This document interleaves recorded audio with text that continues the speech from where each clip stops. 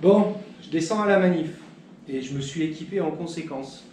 Le masque, puisqu'il est obligatoire, je l'ai doublé d'un petit tour de cou. On sait jamais, une grenade lacrymogène est si vite partie.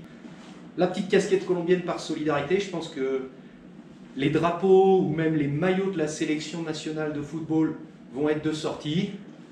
Et puis bien sûr, une paire de baskets qui court vite et qui court longtemps, parce qu'on ne sait jamais ce qui peut se passer. Eh bien, je rentre directement dans le vif du sujet dès le pied de l'immeuble quand je rejoins la Carrera Septima, où je rencontre les étudiants de la Javeriana et de la Distrital, les facs de mon quartier, qui s'étaient réunis au Parquet National et qui bizarrement remontent vers le nord, alors que le point de rassemblement principal est bien évidemment le centre-ville et la Plaza Simón Bolívar.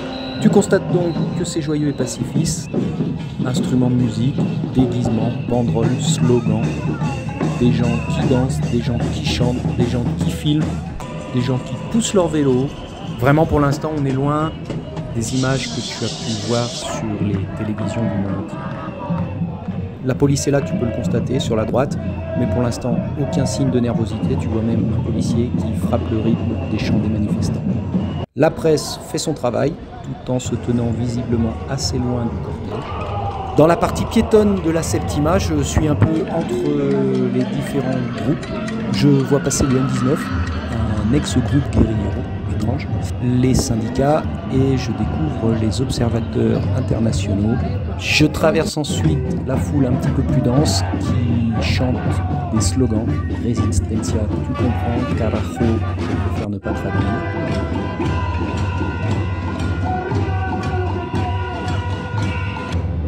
En gros, le sang que tu as fait couler, tu le payeras. Le peuple que tu as assassiné ne mourira pas. Notre slogan porté à même le dos, ils nous ont tellement enlevé de choses qu'ils nous ont même enlevé la peur. Bien évidemment, on n'est pas chez les bisounours, donc les Robocops sont là, ils sont prêts à intervenir et malheureusement, ils le feront plus tard dans l'après-midi. Ensuite, un petit coup d'international quand même. C'est la lutte finale ou bien ?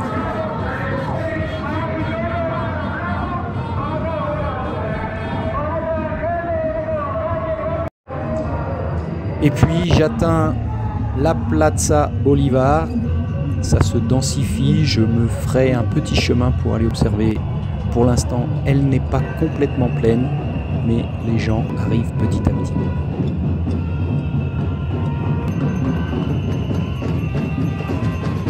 Et là encore, je ne ressens aucune nervosité, aucune volonté d'en découdre. Simplement, comme j'ai pas les codes, peut-être que tout était déjà en marche. Et comme je ne suis pas un spécialiste de la manifestation en Colombie, j'ai évité de rester trop longtemps sur cette place où s'agglutinait de plus en plus de gens. J'ai remonté à contre-courant pour rentrer chez moi tout simplement. Les derniers participants sont en train d'arriver. On sent aussi que la police se met en marche pour se regrouper. Et quelle idée aussi de manifester en plein mois de mai. Bonne saison des pluies. Là, je finis impeccable. Mais j'ai vu ce que je voulais voir. Et je t'assure que le froid et la pluie ne les empêchent pas de lutter pour ce en quoi ils croient. Alors, pourquoi cette vidéo? Tout d'abord, je tiens à préciser, je suis ici invité par l'État colombien qui me permet, en obtenant un visa de travail, de venir travailler pour l'État français.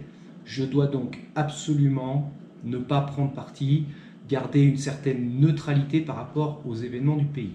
Ce qui ne m'empêche pas, d'abord, d'aller jeter un œil en tant qu'observateur neutre, ce qui ne m'empêche pas non plus dans ma sphère privée et dans mon âme intérieure de bien évidemment avoir une position, mais ma lettre de mission me demande, comme je représente un tout petit peu l'État français ici en Colombie, de ne pas prendre position.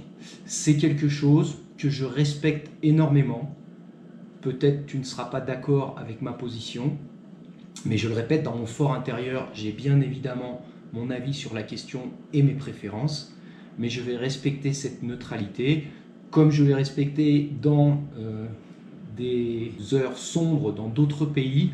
Je pense surtout en Haïti, où j'ai quand même vécu 4 années à des moments assez compliqués, en particulier les grands mouvements GNB, qui signifie en créole graine Nambouda, pardonne-moi la traduction, mais ça veut dire couille au cul, pour provoquer le départ de Aristide.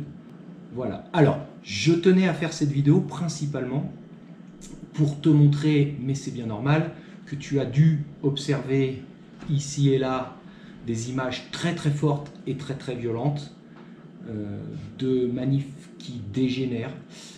Je voulais simplement montrer que, au départ, comme un peu partout, ces manifestations sont extrêmement pacifiques et joyeuses. C'est pas à toi que je vais apprendre que les Colombiens aiment beaucoup danser, chanter et la musique. Donc c'est très festif. Et puis, bien évidemment, et c'est malheureusement très grave ce qui se déroule, mais bien évidemment, les télés du monde entier vont privilégier les images où tout explose. Je ne nie pas les abus policiers et les très graves événements qui se passent, mais voilà, c'était juste pour montrer qu'au départ, ces manifestations, avant qu'un petit cocktail